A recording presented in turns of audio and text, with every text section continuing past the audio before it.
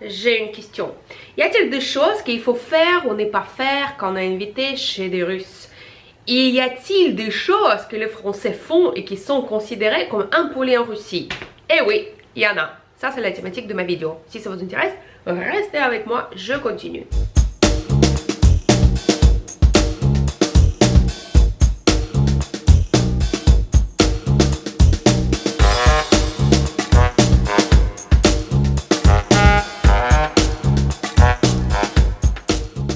Oh, je peux faire un grand préhistoire, les Russes sont comme ça, les Français sont comme ça, et la culture c'est différent, etc. Mais on va être franche, y a-t-il des choses qui sont considérées comme impolies? Allez, on va pas toucher vraiment les Français, c'est plutôt question européenne. Les chaussures. Oh oui, les fameuses chaussures. Si vous rentrez chez des Russes en chaussures, c'est pas impoli. Bah, je pense qu'il n'y a pas cette possibilité parce que les Russes, de suite, ils vont vous arrêter et proposer les chaussons. D'ailleurs, regardez, en maison, je porte les chaussons et maintenant, mon mari, mes enfants, tout le monde porte les chaussons. Et je vous rassure qu'il y a des chaussons pour les invités. Quasiment différentes tailles, etc. Oh, peut-être un tout petit peu plus grand, etc. Je suis tout à fait d'accord que peut-être c'est pas si... comment dire... c'est pas si élégant si par exemple vous êtes invité pour une soirée chez quelqu'un et là vous arrivez à un collant par exemple et une robe et la hôtesse de la maison vous propose des chaussons. Oui, c'est comme ça, mais vous n'êtes pas seul, donc c'est pas grave, mais surtout ne rentrez pas en chaussures de rue chez des Russes. Les cadeaux. Si vous êtes invité chez les Russes, il faut absolument apporter un petit cadeau. Juste un petit cadeau d'attention. Je suis tout à fait d'accord qu'en France, il y a beaucoup de très bons parfums, mais même très bons parfums. Mais je ne vous conseille pas de faire ça comme un cadeau parce que vous ne pouvez pas savoir vraiment quel parfum préfère telle ou telle personne. Donc ça risque de rester quelque part dans un petit coin sans être utile. Mais il y a des fleurs. Les fleurs, c'est vraiment... Toutes les femmes russes adorent des fleurs. Oui, les fleurs normaux, je veux dire, sans racines, sans peau. Les fleurs, le bouquet des fleurs. Mais attention, si vous êtes invité chez un couple, chez une famille par exemple, et la femme, elle possède un mari, faites attention avec ces cadeaux parce que normalement, on achète des fleurs pour les personnes assez proches ou vous voulez qu'elle devienne proche. Donc son mari, il peut vraiment mal prendre votre cadeau des fleurs. Donc si vous voulez vraiment acheter quelque chose comme un cadeau, ça peut être une bouteille de vin par exemple, ou si vous voulez le parfum pour la maison. Ou si vous êtes retrouvé vraiment avec ce bouquet de fleurs et là vous voyez la femme tout contente et le mari qui vous regarde bizarrement, et eux disaient, oh merde, j'ai regardé la vidéo de la Russe de Paka et elle avait dit pour les fleurs, mais moi je suis déjà avec des fleurs. À ce moment-là, vous faites pas mal. Ce bouquet, j'ai apporté pour décorer votre belle maison. C'est ça ce qu'il faut dire. Comme quoi, vous apportez ce bouquet pas pour la femme, pas pour la maîtresse de la maison, mais pour la maison entière. À table! À table chez les Russes, c'est différent, il faut savoir faire et rester bien à table. À table chez les Russes, il n'y a pas beaucoup de fourchettes, fourchette, couteau, petite cuillère, grand couteau, petit couteau, couteau moyen, etc. Comme chez les Français. C'est tout simple, il y a une cuillère, il y a une fourchette. Ici, il n'y a pas de fourchette, il n'y a pas de couteau.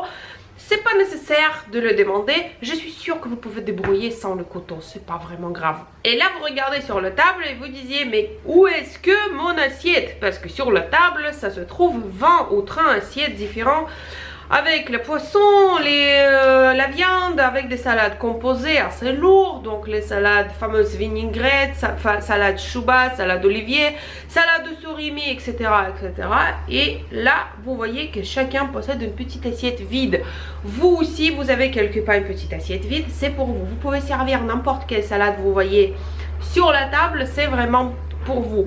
Vous pouvez manger autant que vous voulez et plus vous prenez, plus la maîtresse de la maison elle va penser qu'elle cuisine bien. C'est vraiment une régale et c'est un plaisir pour la famille, c'est-à-dire vous vraiment aimez la cuisine et vous aimez ce qu'elle a préparé, la maîtresse de la maison. Mais faites attention, tout ça ce n'est que entrée. Après la femme de la maison elle va dire et maintenant c'est горячее. Горячее traduit exactement comme les plats chauds. Et là, c'est une régale parce que là, elle va apporter encore vingtaine d'assiettes avec des plats chauds.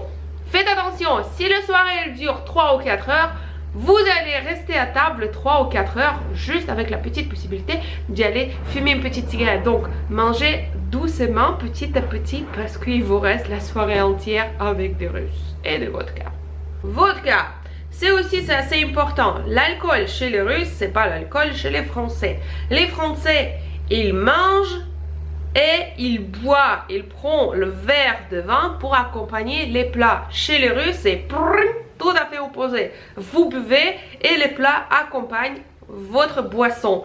Donc faites attention et surtout ne montrez pas que vous êtes français. Donc ne mélangez pas le vodka avec du jus de fruits ou avec de l'eau.